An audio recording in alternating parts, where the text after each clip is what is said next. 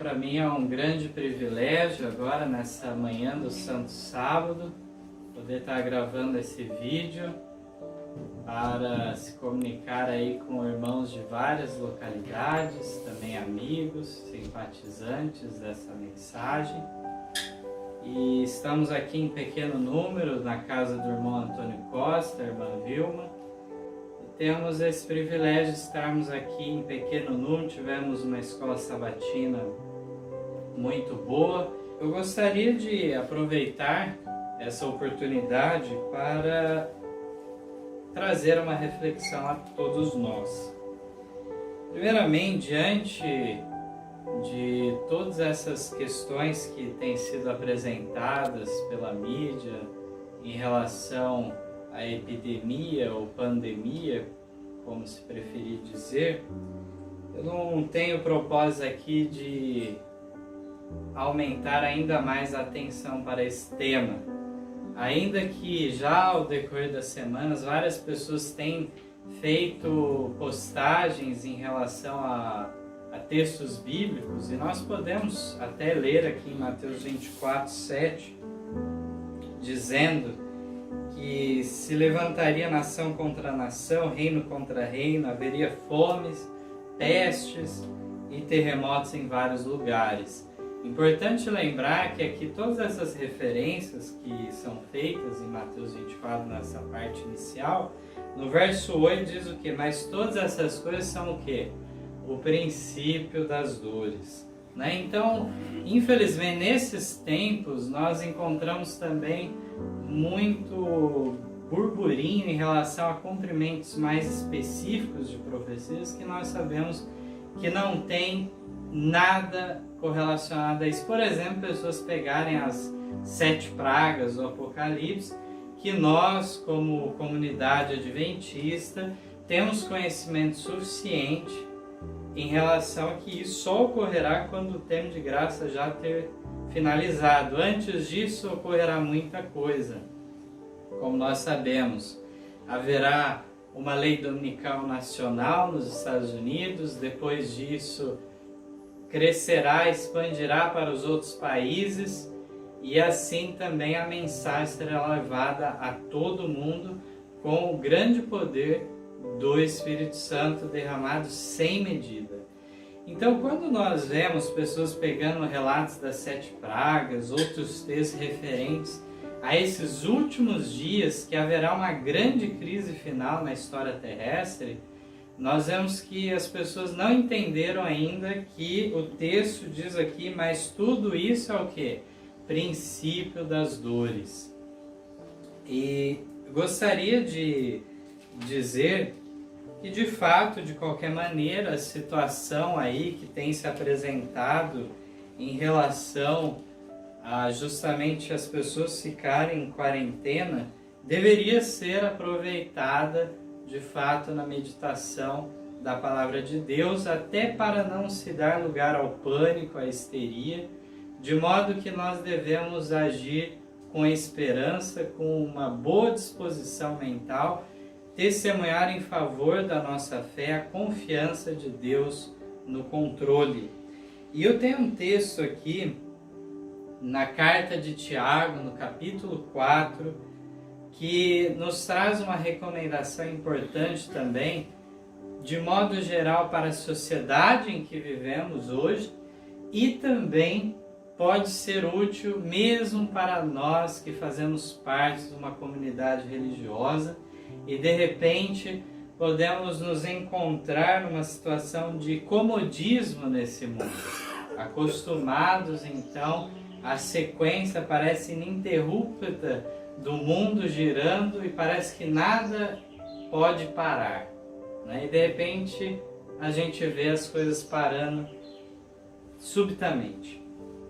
E aí nós encontramos aqui, já no verso 10 do capítulo 4 de Tiago, dizendo: humilhai-vos perante o Senhor e Ele vos exaltará. E aí, em relação a esse ponto, a continuação eu acho muito importante desse texto. Porque no verso 13, aliás, Tiago diz assim: ei agora vós, que dizeis, Hoje ou amanhã iremos a tal cidade, e lá passaremos um ano, e contrataremos e ganharemos. Então a pessoa, o Tiago está trazendo o relato de uma pessoa que faz todo um projeto. Diz que ele vai fazer isso e mais aquilo, e vai passar um ano fazendo, ganhando, fazendo isso e mais aquilo. O verso 14. Digo-vos que não sabeis o que acontecerá quando? Amanhã. Nós nem sabemos o que pode ocorrer já amanhã. Porque que é a vossa vida? É um vapor que aparece por um pouco e depois se desvanece. Verso 15. Em lugar do que devias dizer. Agora ele diz de que maneira nós devemos agir quando nós vamos fazer os nossos projetos, nossos planos, que tem que ser feitos. Realmente, a gente não vai ficar sem nenhum tipo de objetivo na vida, né? Inclusive existe a parábola lá que no final diz o que? Negociai até que eu venha. E aqui então no verso 15 diz, em lugar do que devias dizer, se o Senhor quiser, e se vivermos, faremos isto ou aquilo. Verso 16, mas agora vos gloriais em vossas presunções. Toda glória tal como esta é maligna. Então nós vemos em relação a esse texto uma lição muito importante para nós. Se o Senhor quiser, se o Senhor permitir que nós realizarmos, se nós estivermos vivos até lá, isso muitas vezes, obviamente, você não vai expressar em palavras, mas isso deverá estar o quê? Em nossa mente, constantemente. A nossa total e completa dependência de Deus para o dia já o quê? De amanhã. Não é daqui um mês, daqui um ano, não, para amanhã. Nós poderemos estar vivos devido ao quê? A graça de Deus, o favor imerecido que Ele derrama. E lá em Mateus 5, o que Cristo falou? Que Deus derrama o sol para os justos e os injustos. E então nós devemos analisar essas coisas, nos compenetrarmos, para que não viemos a achar que temos uma suficiência humana em relação a tudo isso. Este mundo, então, ele é transitório.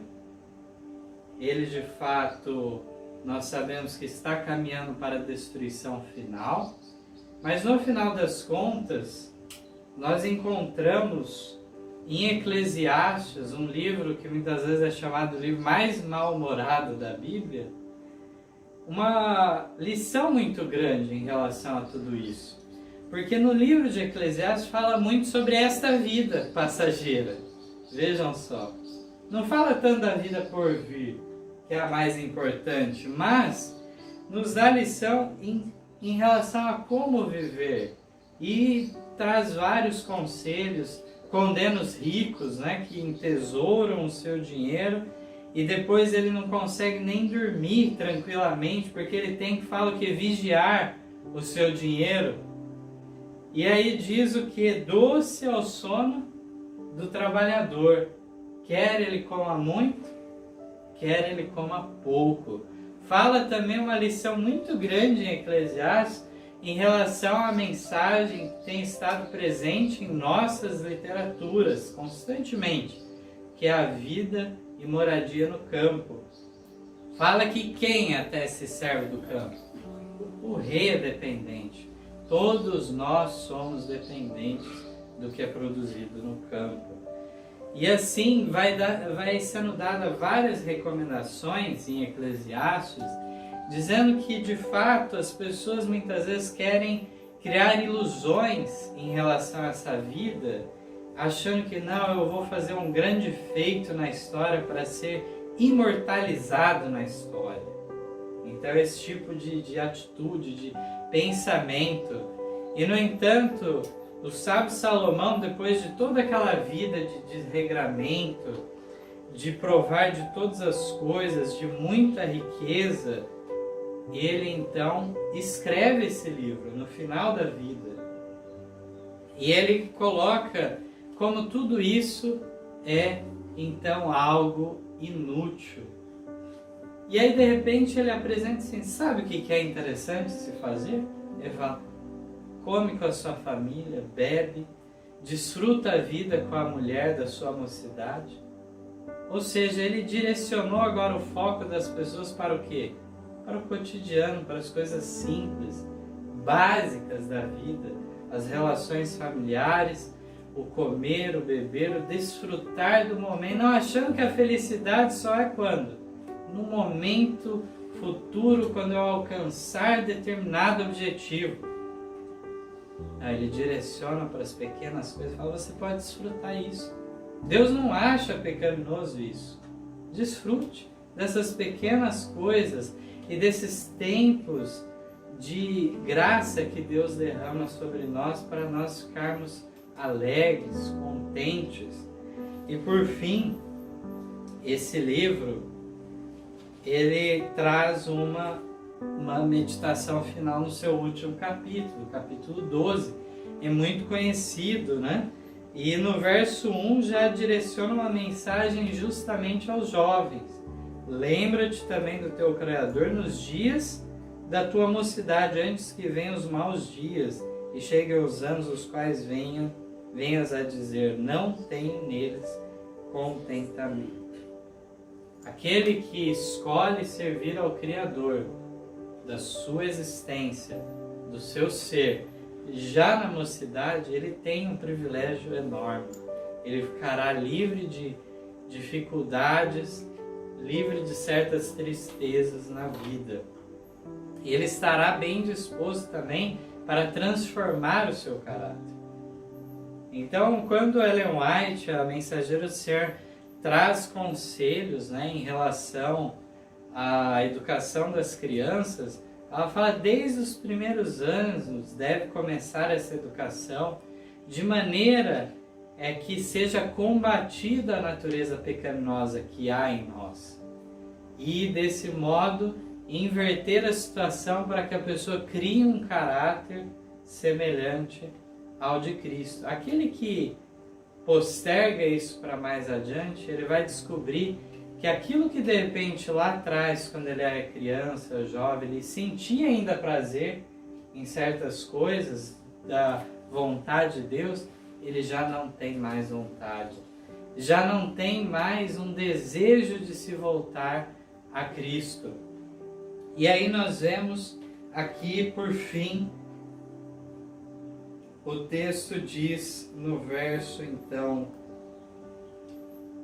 no verso 13 e 14, que finaliza esse livro de Eclesiastes. De tudo o que se tem ouvido, o fim é: teme a Deus e guarda os seus mandamentos, porque isto é o dever de todo homem. Porque Deus há de trazer a juízo toda obra, e até tudo que está encoberto, quer seja bom, quer seja mal.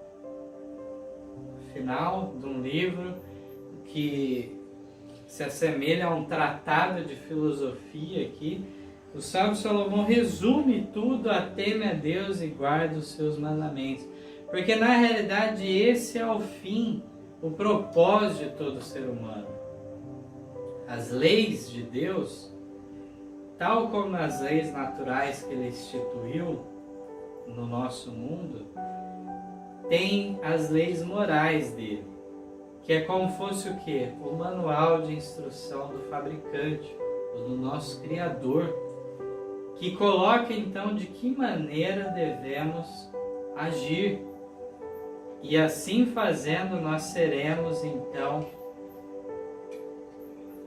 de que maneira? Seremos bem-aventurados nesta vida e na do porvir. Deus seja louvado então em relação a isso tudo, e que possamos a cada dia mais avançar na carreira cristã, entender que a santificação é uma obra para a vida toda, e estarmos dispostos nessa luta final que o mundo se encontrará dentro em breve, estarmos ao lado então de Deus nesse conflito final, de modo a um dia estarmos nas mansões celestiais, gozando da paz de Deus e da presença dele. Amém.